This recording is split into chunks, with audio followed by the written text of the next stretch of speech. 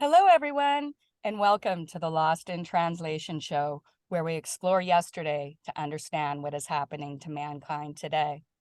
This is Simone, your host. Hopefully, everyone is staying warm during these winter storms. We have been enjoying the snow here in Northern California, but we are sure ready for springtime. Today, we have our first and now second interview with our special guest, Kurt.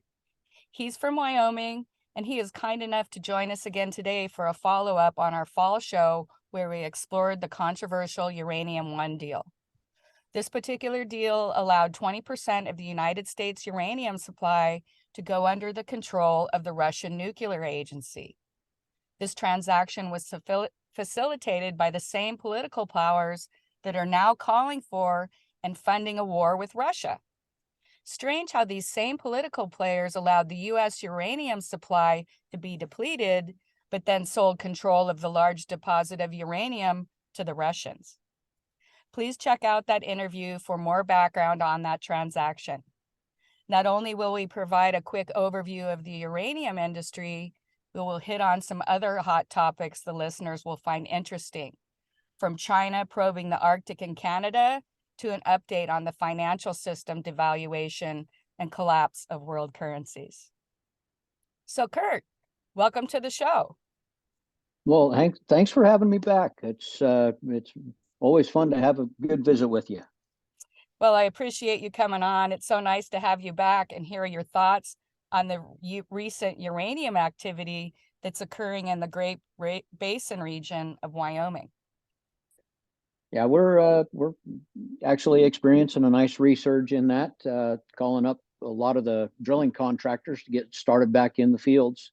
Winter has a lot of effect on what we do and how fast we can move, but typically about 6 months out of the year, we've got good activity. So it's good to see something starting to move. All right, well, that's good for us because America needs its stockpile of uranium. But before we hear about uranium, we wanted to cover some other topics too that you and I have discussed over the last few weeks, including the weather modification government sites known as HAARP installations, the mysterious cloud that hung over the area of Syria and Turkey before the earthquake, the potential dangers of an EMP attack in the United States, the fiat currency collapse of America and how it relates to the Kazarian Mafia control of the world governments that are often discussed in the show. Then we're going to talk about China probing the Canadian Arctic Circle in the 1950s. And then to top it off, a little about Bill Gates' potential mini nuclear facilities in Wyoming and the surrounding states. But for now, let's get back to a quick overview of the recent uranium industry activity before we delve into these very intriguing topics. Kirk, you sent me an article a few months ago that indicated that the uranium prices were up and that many mining operations that had been unprofitable over the last few years are now viable again. Can you give us an update on the overall industry and then some details of what's going on in your area that the listeners might be interested in? Oh, absolutely. Yeah, within the last year to 2 years, it's been in the works to be able to replenish the strategic uranium reserve. It's no different than the petroleum reserve that's been depleted. The uranium reserve is something so that we always have nuclear power. So that tells me that we're getting back on track with nuclear power, which is more of a green energy, which is actually more prolific in being able to provide the same power as what a coal-fired power plant does with less emissions. The only problem is the radioactivity. But as far as what we're seeing right now is a lot of these fields have been completely shut down or into a restoration state, which they aren't producing any uranium, or they've gotten down to the point where it wasn't profitable to bring it out of the ground for the cost per pound. So now with the price of uranium, I think about 3 months ago we had gone up to around $51 a pound, which that's just above the break-even point of production. By the time you start doing the drilling and getting the well fields installed, all the infrastructure and plumbing and everything, and actually pump out the first pound of uranium, it takes about 6 months in that process to, and then as far as prior to that, that's the physical work. The paperwork side of it is all the permitting. And I think since 2013, most of these uranium mines have been, for the most part, mothballed, but we're coming back now.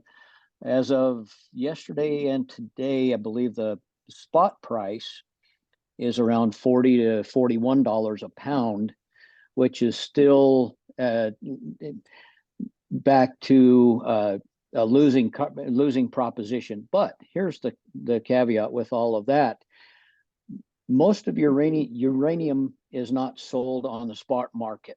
That's the overage of whatever they mine in and then sell off. But what a lot of these uranium companies, the way they operate is they secure long-term contracts. And once these contracts are in place, it's more of a secret buy and sell. So if more than likely they've already sold their uranium on contract for like a $1 million or 1 million pound contract, and it's going to be well above spot market to be able to facilitate whatever is needed. Now, with the strategic reserve, that has to have U.S. origin on 700,000 pounds of uranium. Well, a lot of these uranium companies, they'll produce anywhere from 500,000 to upwards of 3 million pounds per year, depending on the size of their production facilities. But it takes about an average of 75 to 100 wells at multiple depths to be able to get the header houses. Each header house will produce probably 250,000 pounds per year. So they have to have multiple header houses in order to do that. And a lot of the wells are placed on a 75 to 100 foot spacing to be able to inject and recover that uranium in situ. So that's what I'm seeing right now. But if the price of uranium goes up, there's going to be a huge influx of production in Wyoming in particular. Now, with the Wyoming situation, I remember in our previous podcast, we discussed the fact that it had to be of U.S. origin, and it also could not go outside the United States, and it ended up being processed in Canada. Have they changed any of that since that time, or is our processed uranium project still going to Canada? You know, as far as the processing in the in Wyoming, in the United States in particular, they've been overregulated by the substantially. So nothing has changed. I don't believe anything will change with the processing of it. The furthest I believe they take the processing in the United States is once it comes out of the ground, then it goes through a filter process, and then they get it down to the point where it's pure yellow cake. And I believe it's the U-235 that's in this region. And what they do is they'll run it through a filter press that presses it. It's almost like mashed sweet potatoes. It's a bright yellow. But it comes out out of the filter presses like that. Then they put it into a drying process. They dry it. They put it into containers. At that point, it does emit some radioactivity, but it's not like plutonium grade at that point at all. So at that point, then they send it to a processing facility. And as far as I know, everything is still either up in Canada or in other facilities around the world, and then it's shipped back in tubes. in order to be installed into the nuclear facilities to produce power. So basically, we have to rely on the Canadian company that's processing the plant to make sure that none of this uranium leaves Canada or the United States. To me, this is the scariest part about the Wyoming projects being reopened, is that the uranium is leaving the United States to be processed, that we're in the middle of potential war with several hostile nations that the Prime Minister of Canada seems to be right in bed with. So it's just a concern. Do you have any concerns about that, or is it just just me as a regular person being concerned is just overreach? You know, the anytime there's any type of currency, and let's just put it down to uranium is a type of currency. Corruption follows. It doesn't matter if it's gold, silver, diamonds, precious metals, semi-precious. I mean, it all has an element of corruption around it. It's something, it's like my grandpa always said, a padlock is the only thing that keeps an honest man honest. And so there's always an opportunity for, nefarious agents to come in and do something that's not above board. And I've spoke on it numerous times.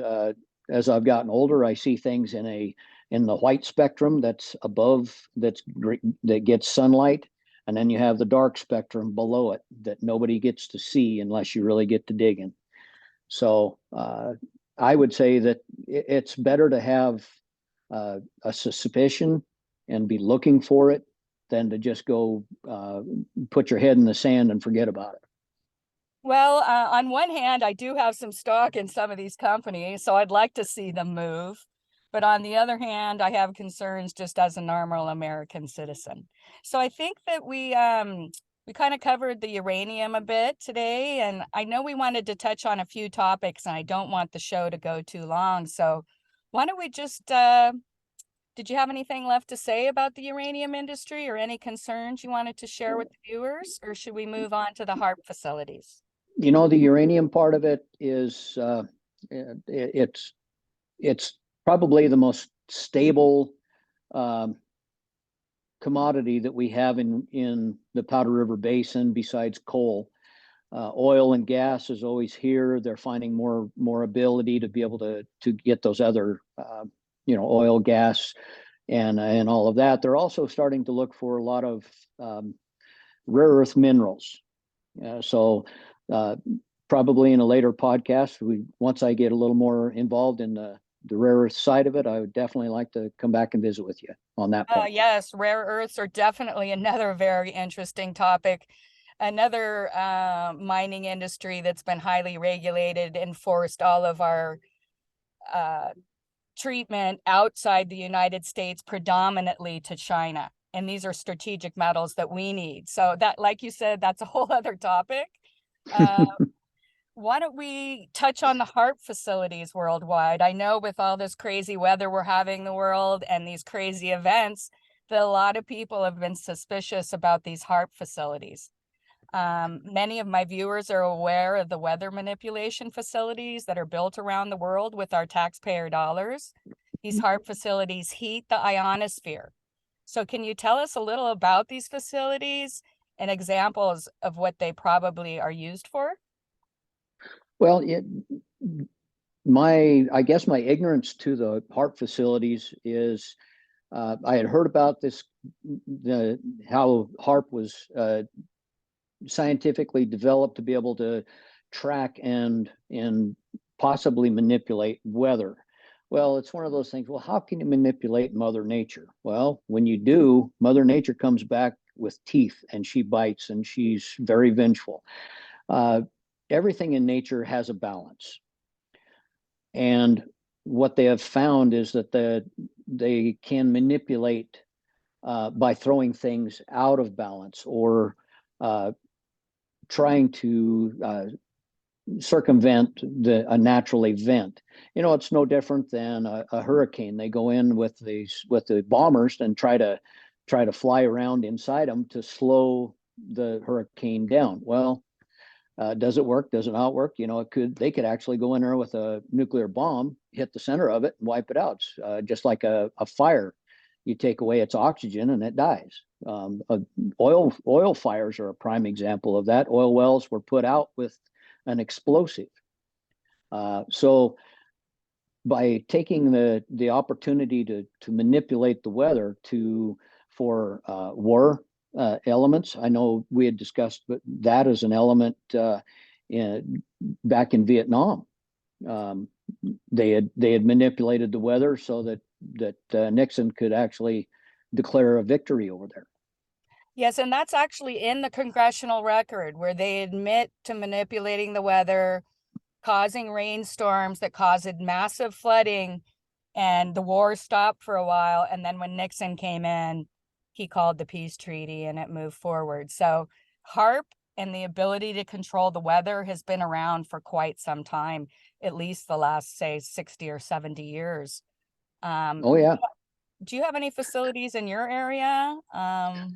You know, that not so much that I know about. I'm sure that they are here. More of them are clandestine if they are. This year we've had an abnormally long winter. We started getting snow on the ground, and usually this time of year it will have snow and then it'll melt, and then we'll have snow again and it'll melt. So far, by pushing snow around at my house, it looks like I have a snow fortress. The snow is piled up 10, 12 foot high on both sides of my road. I've got at least a good foot and a half of standing snow, and then drifts everywhere. So yeah, we've had a winter. And what causes that? I don't know. I've looked into it numerous times. One thing with like these climate change activists, and the one thing that I see more than anything else is that we're in a solar minus, which everything goes in cycles. That's unless they're manipulating that, but we're going through a cycle of solar minus, and that is going to cause a little bit of a cooling of our atmosphere and everything else. So with the HAARP facilities, I think they're more isolated to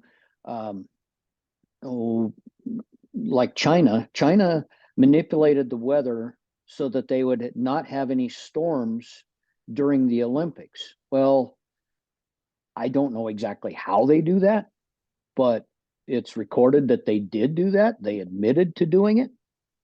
And, for years, they would shoot different things up into the atmosphere to try and create rain during the droughty times.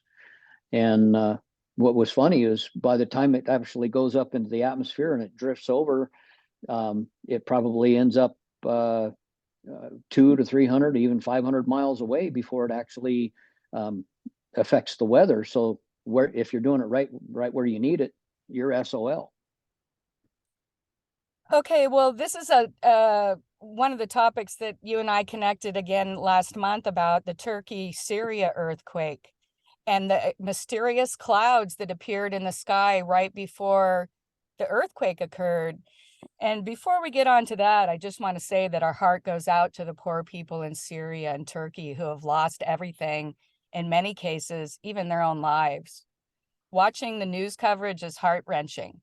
Our thoughts are with the people in those areas, and we cannot imagine what they've been going through. That's what makes this difficult topic so difficult. The photo that you sent me has a cloud over the earthquake area that seemed very unusual. And before I go on with that, I just want to let people know that according to the documents that you can look into yourself, Nikola Tesla created an earthquake in the 1930s in Manhattan. So we have the capability and have for a long time to create earthquakes. Many people may be unaware of this, but the last person to see Nikola Tesla alive was George Bush Sr.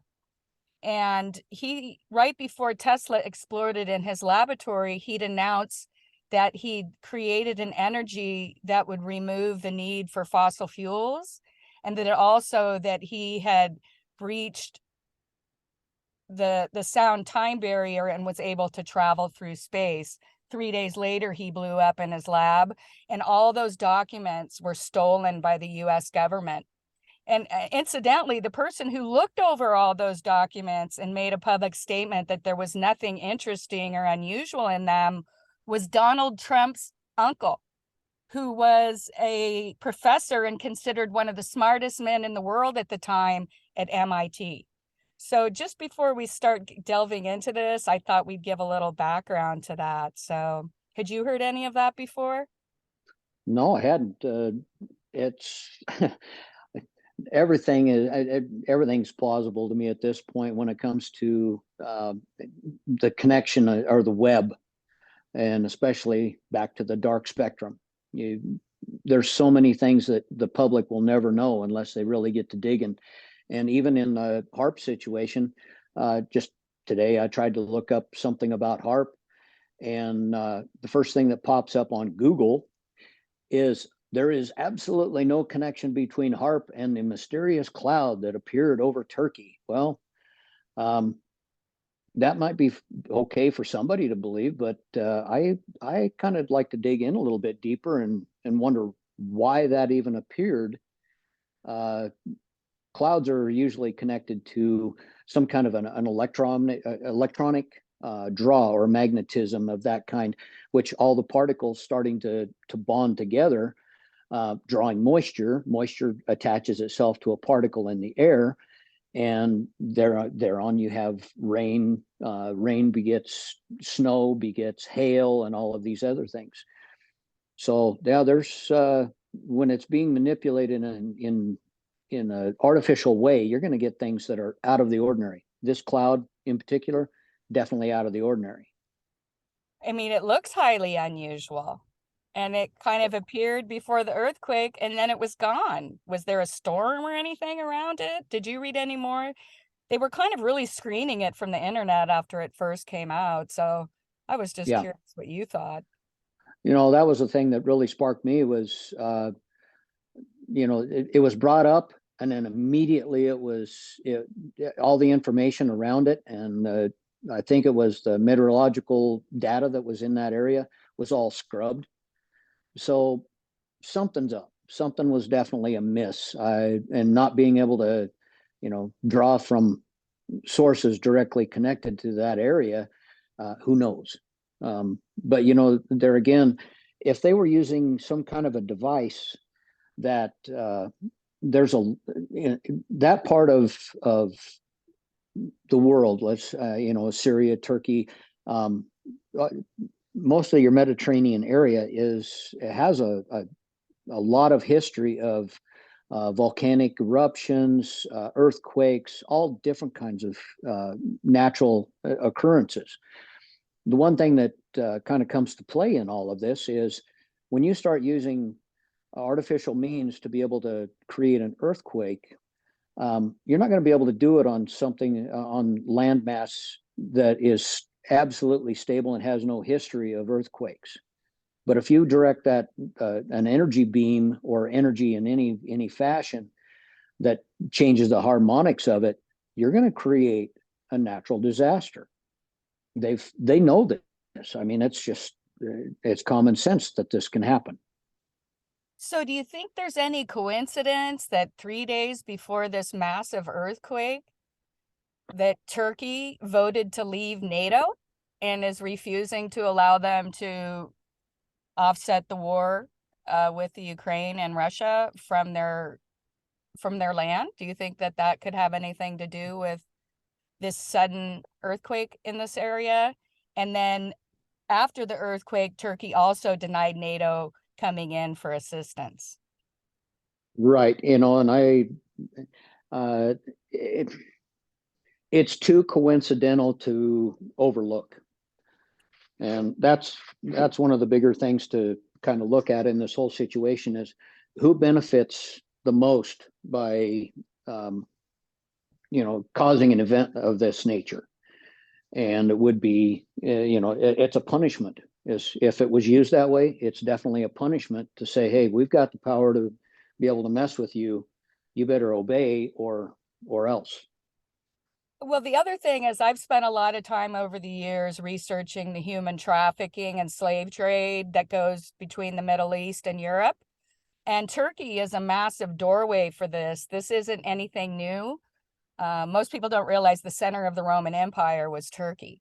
So from ancient times, during biblical times, these underground tunnels and passages, it's known as the Golden Triangle. It goes through Turkey, up through Romania into the Ukraine, and they've used those underground tunnels for the child slave trade for a long time. This is really crazy, but the child slave trade was conducted in ancient Persian times by the ancestors of the current Rothschild family. During that time, their name was Baccarat. And during Jesus's time, he even calls them out in the Bible. And even during Jesus's time, people obviously weren't okay with child trafficking. So there's huge underground tunnel systems. And if you can watch certain channels, there's been highly unusual earthquake activity in this whole region for the last 2 years. So had you heard anything about that or had any input on that? You know, of all things, I was looking to go into Cappadocia in Turkey, as a, to go on a tour and check it out when I was working over there. And then I found out about how that whole area had underground living facilities that could house anywhere from 20 to 50,000 people in some of these underground, and they were man-made tunnels and housing, and you could have animals in there. They had wells in there. They had all kinds of things in these underground dwellings, and it was done for a reason. Who are they trying to protect themselves from? And that whole area over there has a lot of history of slavery and corruption and all of that. And it also really opened my eyes to another subject I'd like to discuss with you, is about the Kazarian Mafia. Right, right. Well, the Kazarian Mafia are of Turkish descent.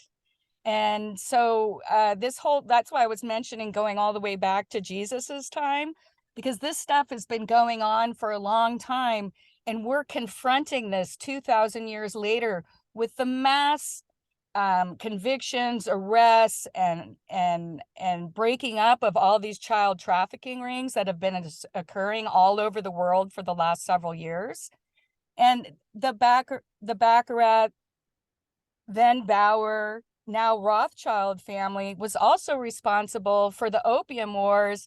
And they made a lot of their money with the East India Company importing all the opium into China, which now China, in revenge, is sending it back to the West and addicting our entire populations.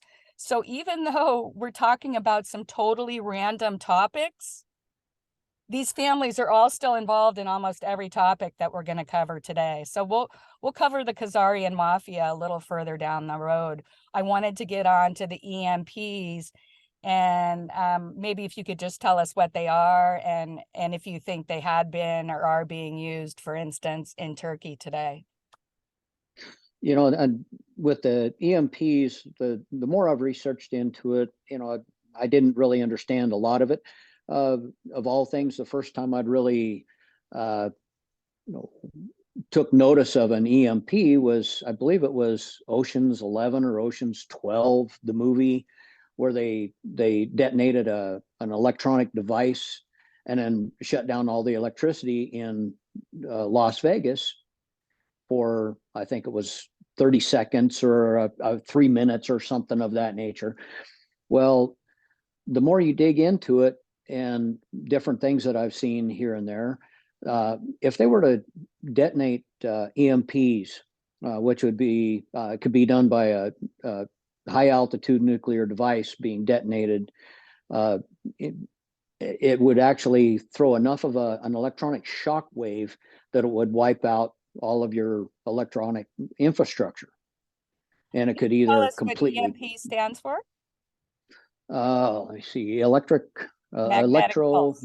electromagnetic pulse. So that is going to actually, it would wipe out all of the electronics in a vehicle. So they could actually stall out every vehicle that has a computer chip in it, or electronics, that even to start it again. It would wipe out, I look at putting your phone in a Faraday box or a Faraday cage or a bag of which would protect your phone. Well, your cell towers are highly susceptible unless they've been protected. Well, an EMP would actually wipe that out. Now, an EMP can actually produce enough change of harmonics and that it could actually possibly, I'm just speculating here, that it could possibly create earthquakes. Okay. Well, that's some pretty interesting information. People can go on. I'd like to refer you to a lady named Linda Paris, and she actually is an amazing investigator. I think I actually went to high school with her. She was a couple years ahead of me. I'd lost contact with her since then, but she goes in to all of these websites, predominantly PG&E, and this company called WeatherTech, which is owned by the Rothschilds, and PG&E is also controlled by the Rothschilds.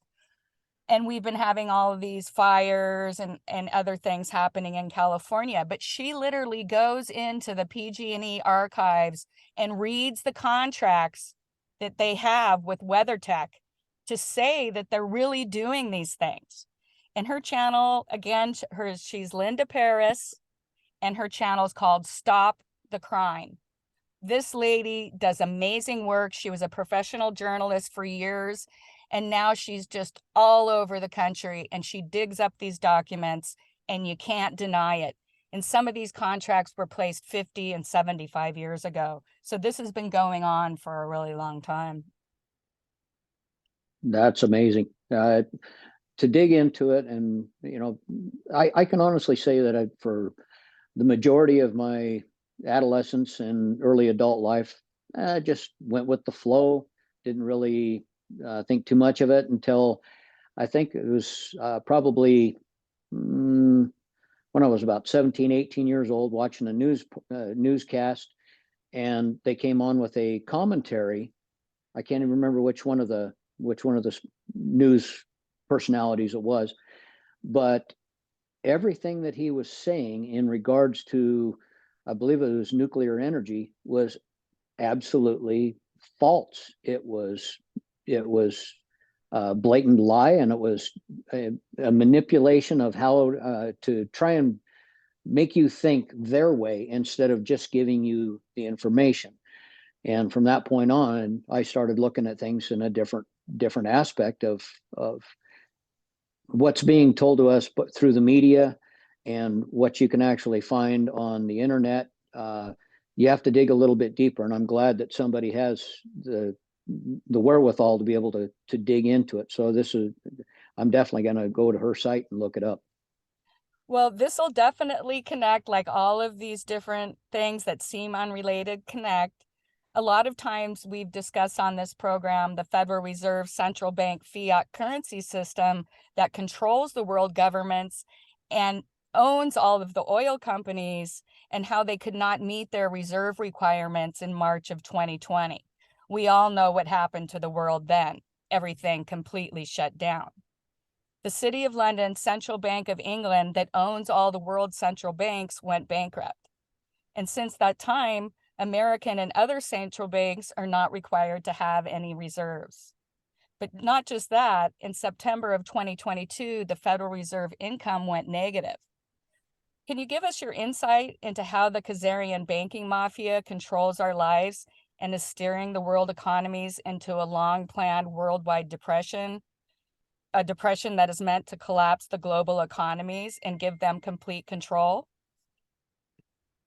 Well, when it comes to how the Kazarians have always operated, it was a huge light bulb moment for me to be able to find out that that they've always operated on black magic money. And what that is they would actually escort people across the Kazarian territory. They would kill them, assume their identity, steal all of their goods, and then they would falsify all of their information and then also with the black magic money is give you a promissory note that was fake. Well, that's what we're dealing with today in fiat currency. It's a piece of paper that has absolutely no value. There's nothing to back it up. It's a false promise is all it is. So they've gotten themselves dug so deep into a Ponzi scheme with this money that the only way out is to have a great reset. Well, you see that on a lot of different podcasts and programs across the internet, mostly on like Rumble and True Social and a few others that'll actually allow that to be presented. And it's there again. It comes back to how much information is being suppressed and how much is actually out there to be able to look at it and give you the information to make your own decision. When it comes to the bank, go ahead. Oh, I was just going to say that these groups, having taken control of our banking system and politicians over the last 200 years, have removed this history from our history books. I actually lived in Turkey in my 20s, and this is common knowledge in Turkey and the Middle East. This is still taught in school, and the Russians are aware of this because the Bolsheviks were financed by this Kazarian Mafia as a revenge for coming down on them in earlier times when the Russian king told them they had to convert to a religion either of Judaism, Christianity, or Muslim faith. Some adapted the Jewish faith, some adopted the Islamic faith, but secretly they still practice the Kabbalah and the Kazarian Satan worship practice that goes back thousands of years and is nothing new, but has remained hidden from our history books anyway, because the people who are doing it removed it because they have control of our education system and our government. So maybe you can take it from there. Yeah, when it it goes all the way back to the Baal worship, and hopefully a lot of your listeners are digging into it as much as I have. Being in the dark about all of this for so many years and not really thinking about it now, it's like, oh my, I can't find enough information to feed all the questions I have. But when it comes to the Baal worship, the killing and sacrificing of children, the drinking of blood, the consuming of the flesh, all of these different things are just it's mind-boggling to somebody that has enough moral fortitude to say that's wrong. There's absolutely nothing right about that, but that's something that they do, and for the reasons that they do it is Luciferian beliefs. It's amazing what they've gotten away with. And honestly, a lot of people, I think they just can't get their arms around it, but it has been made public over the last few years.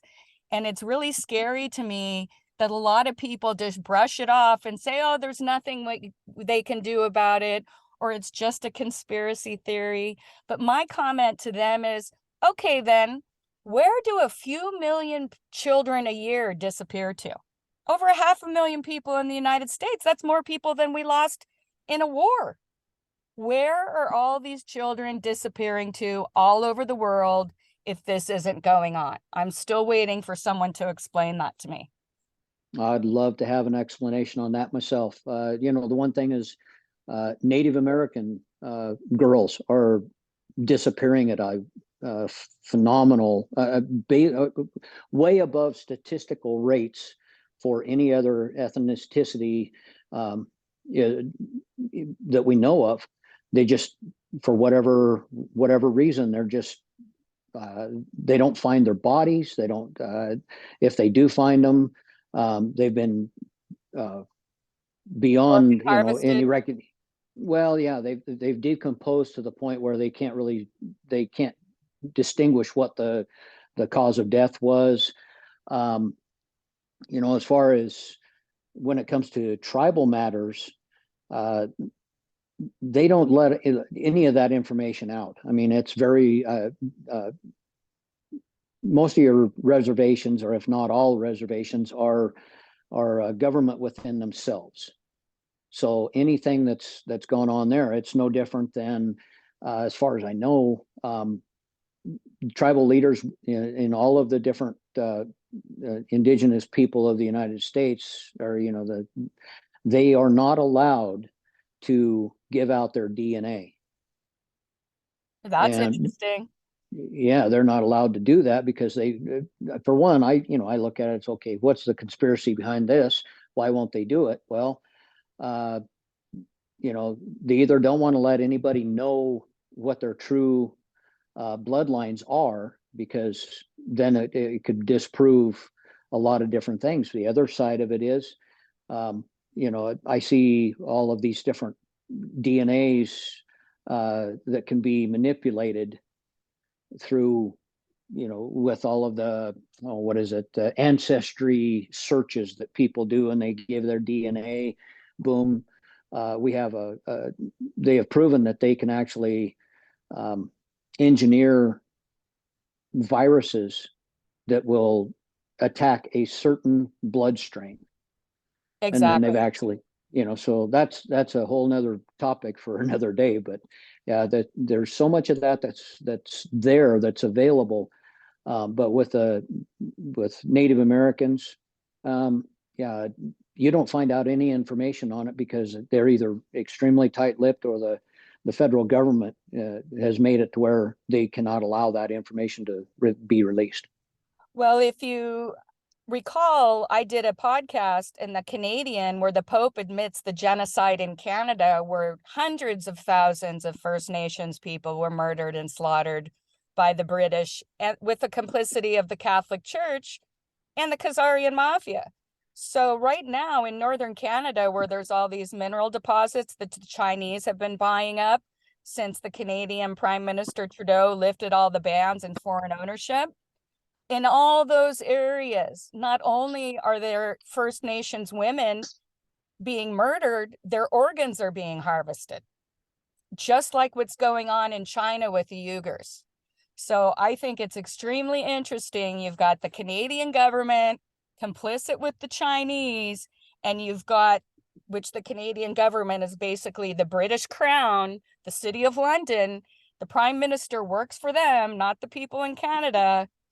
Now they're after the massive reserves that exist in northern Canada on the land that left. The 98% of Canada is owned by the British Crown, and there's 2% left that still belongs to the First Nations people. They're literally in those 2% areas right now, killing off particularly the women. They really hate women because we create life, and we also stand between them and the things they want to do to children. So I really hope that anybody listening to this that wants to learn more goes over to my China podcast, where I show what's been happening in Canada. And we have to know that it happened here too. They've just removed it from the history books. And I think the First Nations people in the United States just don't have as loud of a voice as the Canadian tribes do. Right. Well, another thing to go back to the Rothschilds and the Kazarian connection there, they were the ones that financed and built the Hudson Bay Company.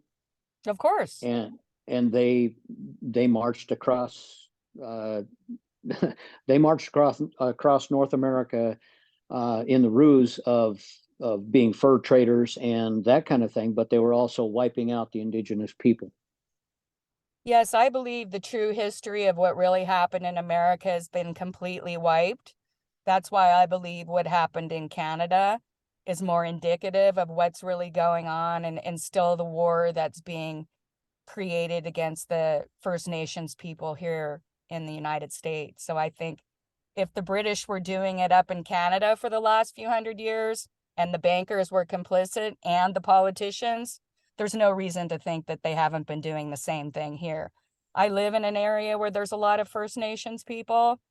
And when you really talk to some of them about the group homes, the foster care, any of these systems, they were supposedly taken out of their homes for child abuse and put into homes where there was child abuse.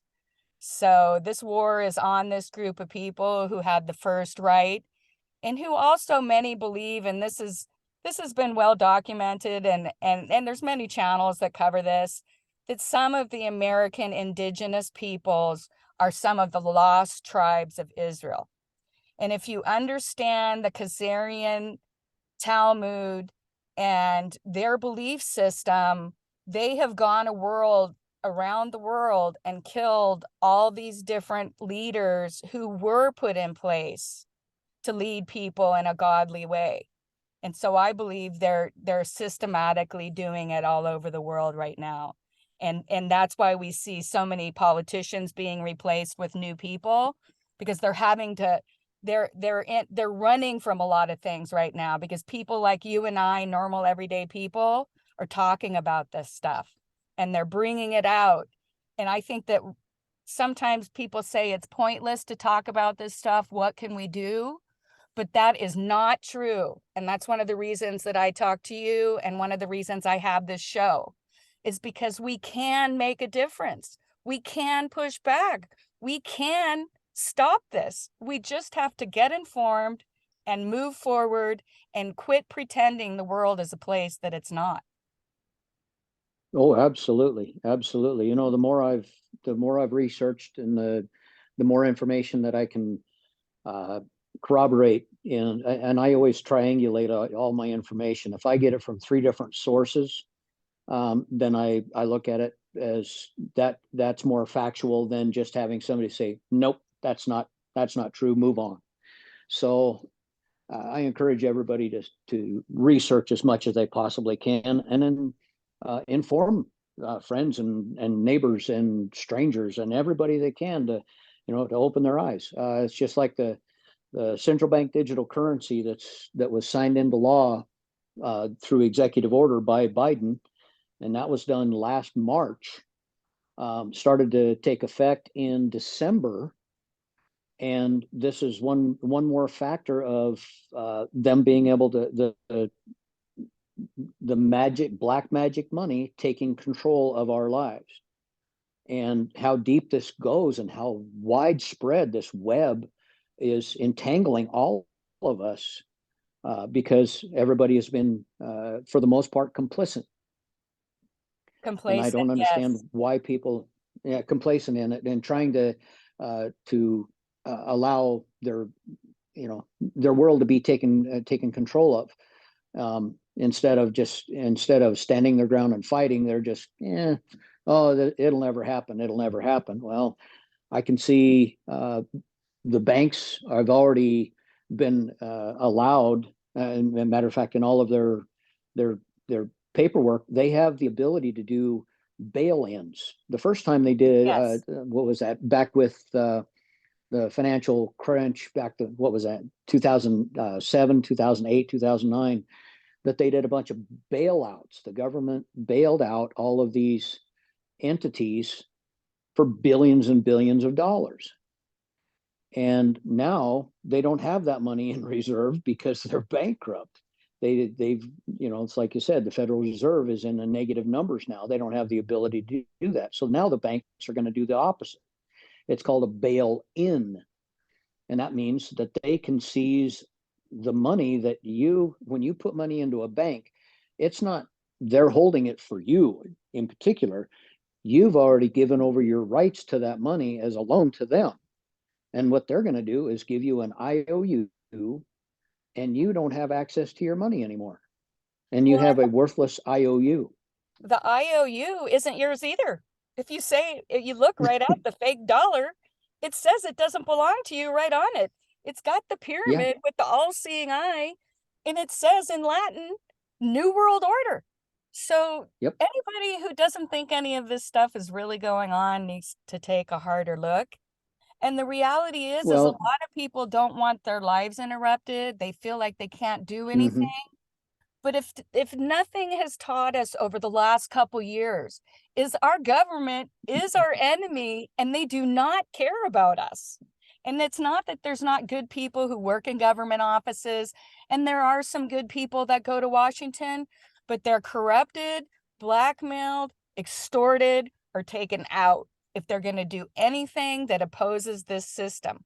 Because once they get to DC, they find out they don't even work for the American public. They work for the private corporation of Washington, D.C., that's owned by the City of London. So Yep. all of these people that we're looking at to help us are on the dole of the person that's trying to destroy us. So I think that people need to get their arms around that.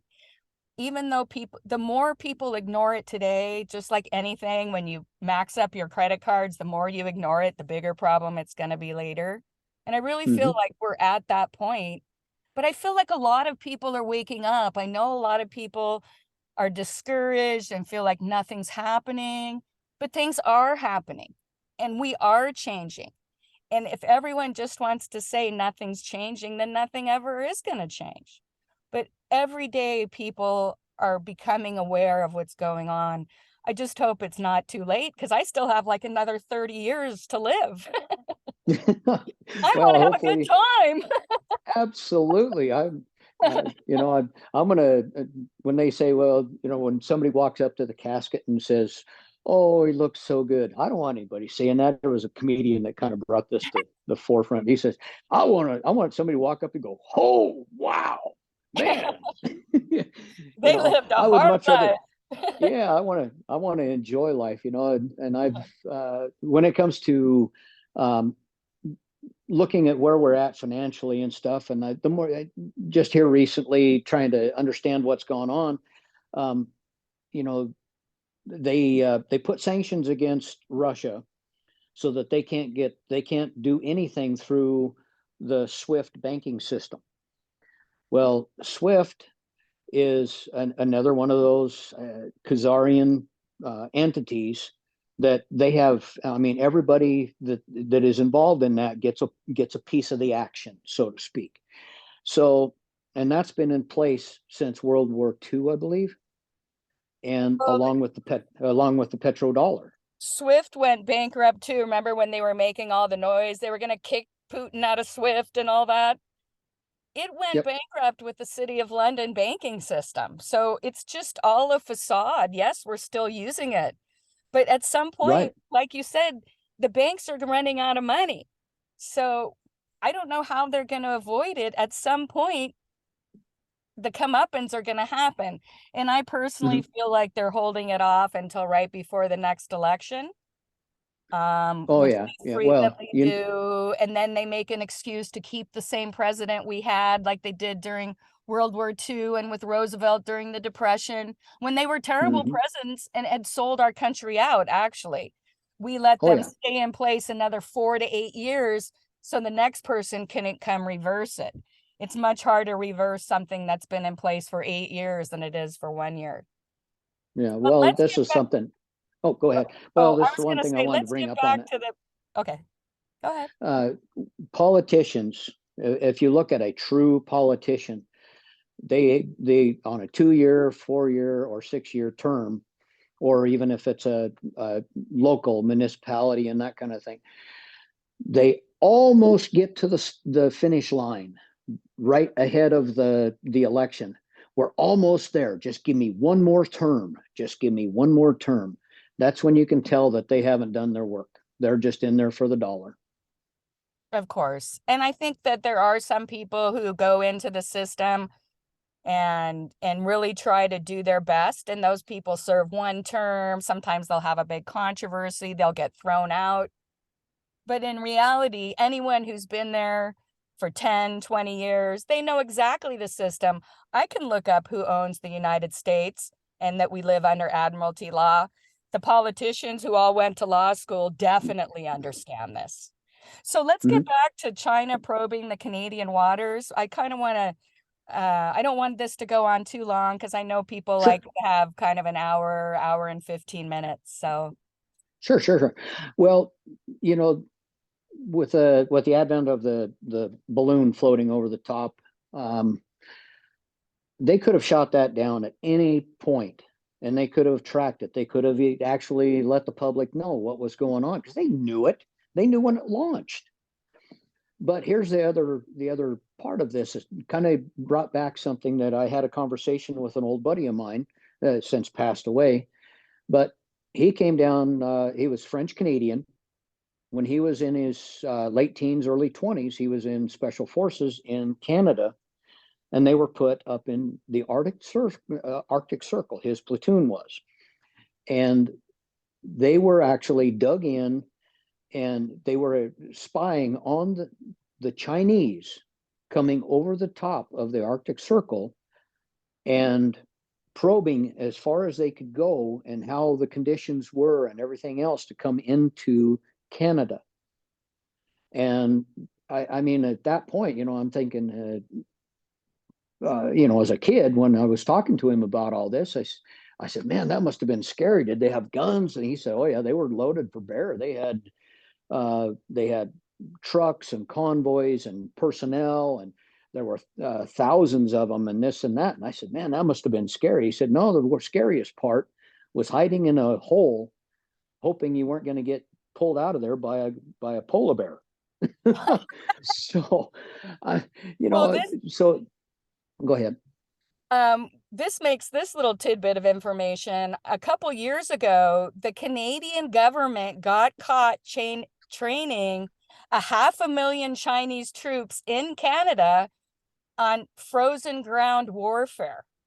And they also found out that the Canadian troops were sent to China to train with their military. So it makes it very interesting that the 1950s, they've been scouting this out since then. And just over the last couple years, the Canadian government, Trudeau, was forcing the military. And then they got called out and it went public right around the same time as the Canadians had to admit their conspiracy with the Catholic Church to murder almost 1 million First Nations people. So it was a pretty rough time for Trudeau, but he still got elected.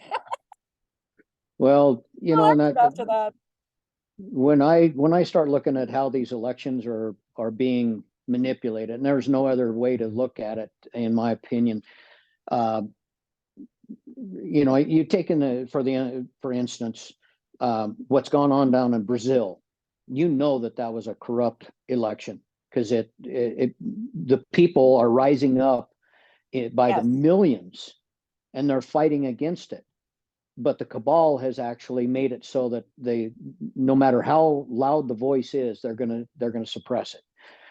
We see that I would guarantee you that's what happened in Canada with Trudeau. Oh yeah, of course. Now the other thing to look at what I can see militarily, and I look at a lot of things in a wargaming aspect. If China has publicly, this started, I think, way back in the 60s and 70s, that just after Nixon had brought them back into the world, to be able for them to be available to, world commerce. At that point, they were talking about China 2, or the second China. So where are they going to try and put together a second China? Because they've got 1.2 billion or more people over there. So where are they going to put that? They're going to put it in North America? We've got the resources and everything else. Are they going to put it in South America? Well, they've already started that in Brazil, because now they own the majority of the mineral rights, and there's a unbelievable amount of natural resources in South America compared to, and probably less hostile to them as what the U.S. would be. And who brought communism to China and financed the war? The Rothschilds. Yep. So, especially with the opium trade. And the Rothschilds family also, and the banking cartels, financed World War II.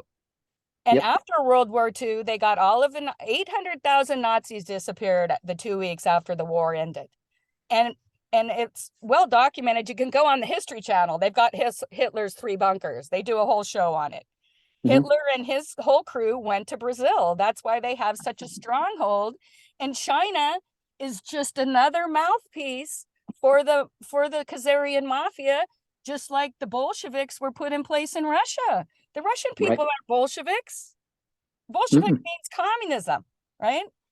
They killed all the soldiers that went to war to fight for the Russian people. They came back and killed them all because they didn't go fight to have communism brought in over Russia. So Right. we're seeing a culmination of so many things that were put in place years ago that is Oh all yeah. coming to a head right now.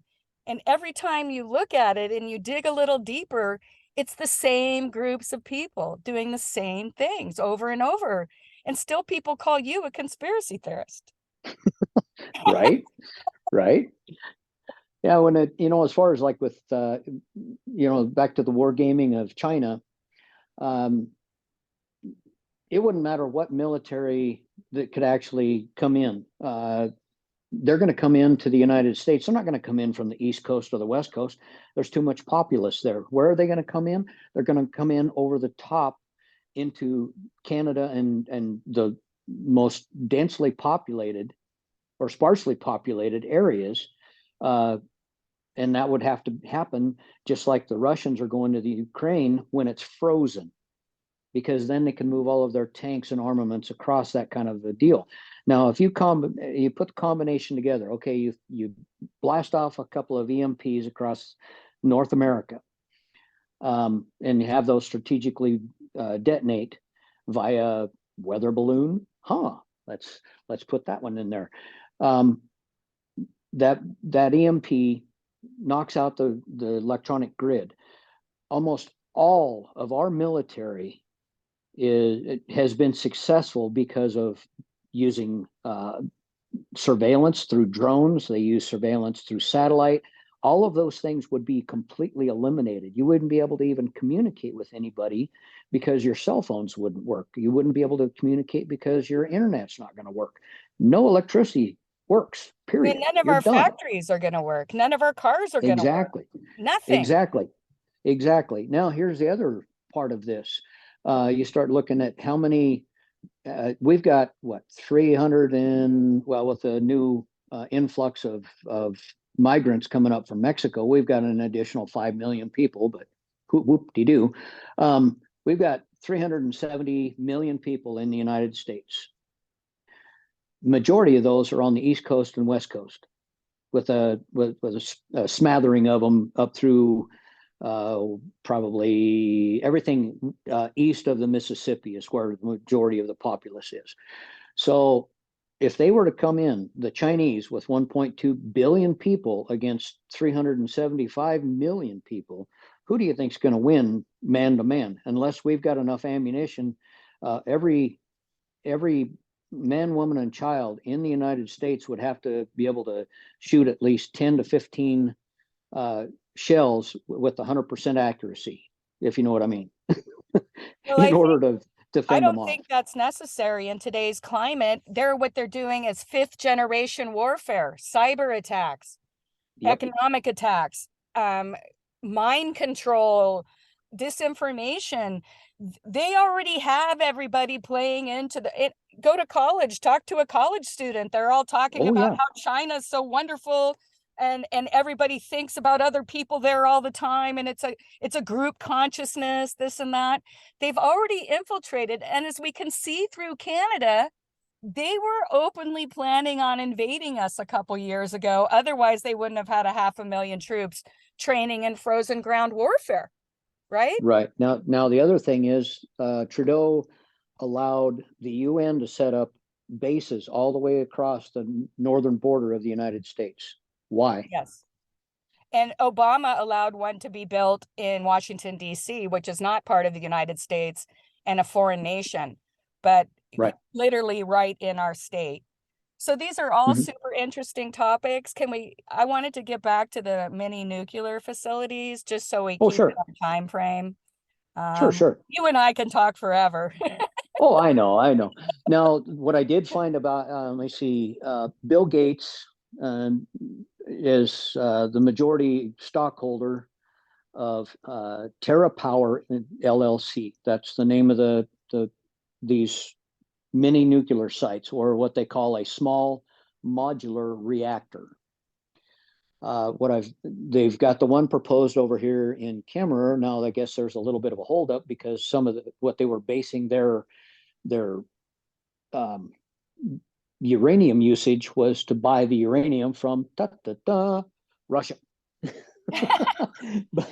but since Russia is not playing ball with them anymore, now they're kind of held up. Right. But there is a power plant, a coal-fired power plant in Kemmerer that they were planning on decommissioning. It's still in operation, will be in operation probably through 2025 by their estimates. But if they don't get this thing going, there's no way that they can take it off grid. They're going to have to do renovations or whatever to be able to bring it up to higher specs, or maintenance on it to be able to have it where it can maintain another 5 or 10 years. The other thing is, if they have to retrofit everything with natural gas, there again, Biden's not allowing any kind of natural gas production, no oil production. So then we're down to windmills and solar. But anyway, as far as these small modular reactors, they're also proposing to take over another 5 power plants in Wyoming. They're trying to decommission them and get rid of them. That's why the EPA is coming in and doing everything they possibly can to make the standards to where they're unachievable, to where these plants that were built. My dad actually worked on the Dave Johnson power plant outside of Glenrock when it was being built back in the 50s. And at that point, it only had one unit. Now they're all the way up to 4 units. And they're talking about retrofitting that one into natural gas. Now, there's a vast amount of natural gas under the Great Basin area. And then you start going into all of these, like up into North Dakota, into the Bakken. You go down into Texas. I can't remember what that one is, but there's a vast amount of natural gas. Plus, you have natural gas that comes off of coal, or methane gas that comes off of coal. And there's huge reserves of coal in the Powder River Basin here.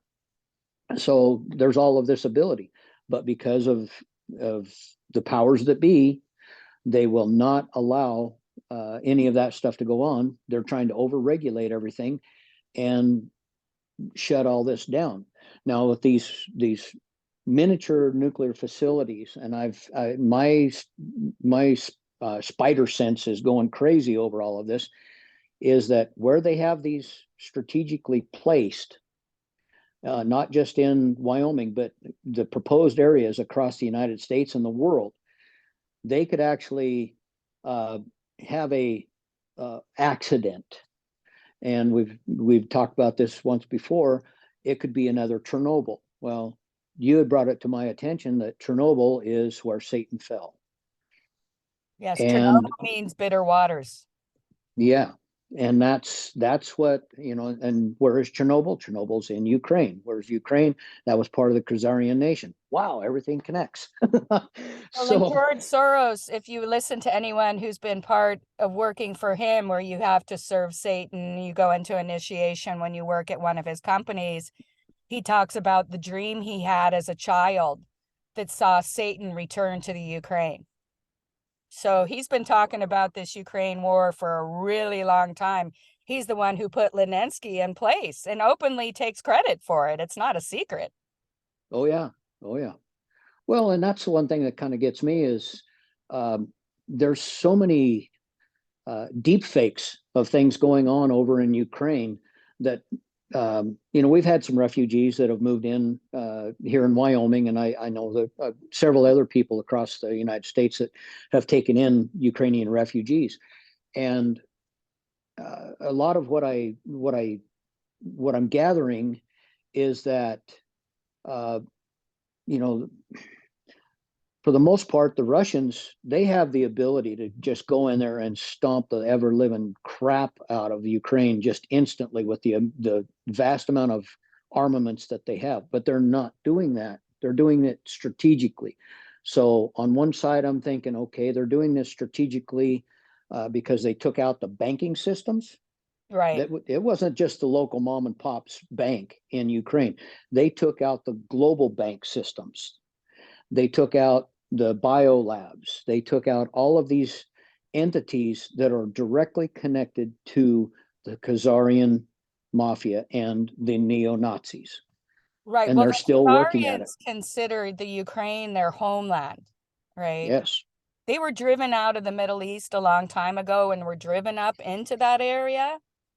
And they were in that area and they constantly say it's Ukraine, Ukraine, but a lot of Ukrainians are the same. You know, Ukraine was in the Russian Empire for hundreds of years. So a lot of the people are Russians too. It's the Yes. same situation where it's the warmongering bankers that are trying to gain control.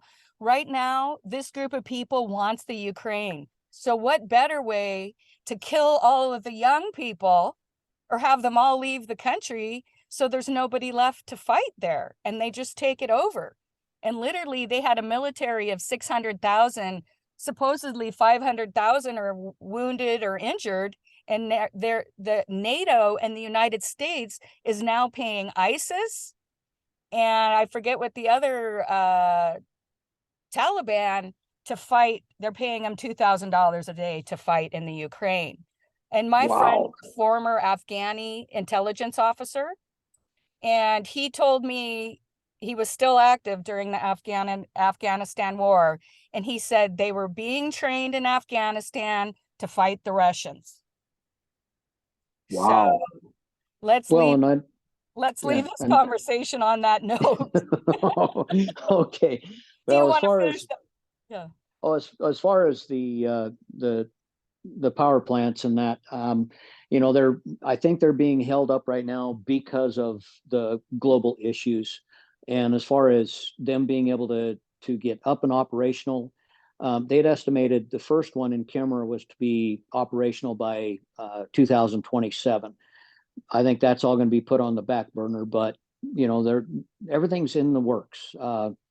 But you know, as far as the Gates connection with so many different things of buying farmland, the Chinese buying up farmland, a lot of the Americans are finally starting to see what's actually going on, and it's by the efforts of what you're doing, bringing all of this information out and showing the spider web and of the corruption and the people that are involved in all of this. It's no different than your last podcast about the transgenderism, eugenics, and all of that. I mean, it all comes together. And if a person could actually sit down and figure all of this out, and how it all connects, there's more than one head of this snake, and I think it's the what is it, the seven heads of the demon. Exactly, exactly. There's so much information out there for people if they really want to find it. And I don't know, honestly, how sometimes I connect some of the things I connect because I just start digging into something and then I'll pop in my mind. So I feel like God's guiding my hand in some way just because it is humanity against the dark evil forces. There's the good in life and there's the evil forces in life. And we're in this specific moment in time to confront these issues and to confront these people. And that's why I'm doing it. That's why I like to talk to you. That's why I have other friends that are doing podcasts. There's a lot of people out there trying to spread the message. And every day more people come to the realization that what they're being told isn't true. So Yep. thank you for coming on today, Kurt. You've really given my listeners some topics to explore. And thank you for taking the time to chat with us. Um, it'll help us understand some of the events that are occurring around us today. And that's why I like to bring these different topics to my station, because a lot of people don't see the connections of things that have happened throughout our lifetime. And all I do is try to steer people in the right direction. So maybe they can find out some more information and figure out what's going on in their neck of the woods, figure out how to write their congressman, how to push back on the corporations, how to push back on the education system. We can do it. We just all have to do it together. And every day that goes by, there's more people who want the good to win in the world over the evil. Absolutely. I appreciate you giving me the opportunity to speak my mind on all of this. And with God's help, we'll be able to bring it to more people's attention. All right. Thank you, Kirk. As always. Thank you. And you have a wonderful, wonderful rest of your day. Okay, you too. Please do your own research and come to your own conclusions. This presentation has been made in hopes that never again will the truth be lost in translation. This is Simone and Kurt signing off for today.